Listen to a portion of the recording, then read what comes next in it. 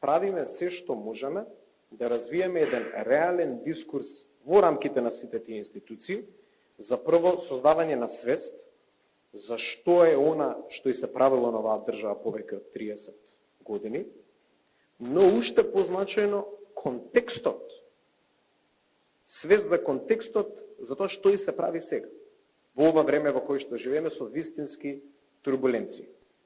И јас последните неколку денови говорам за многу опасниот наратив во кој што влезе Софија.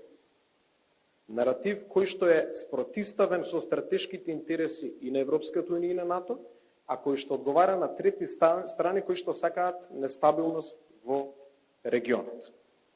Ние сакаме пат напред кон Европската унија, сакаме да дискутираме за компромис, но сакаме да дискутираме и за предвидливост, односно гаранции по хипотетичко согласување за некој компромис. И затоа велим, имаме неколку многу јасни црвени линии од кои што нема да отстапиме. Примерно тие се поврзани со јазикот, со идентитетските обележја, тука вклучувајќи ја и потребата од афирмација на нашето културолошко и историско минато.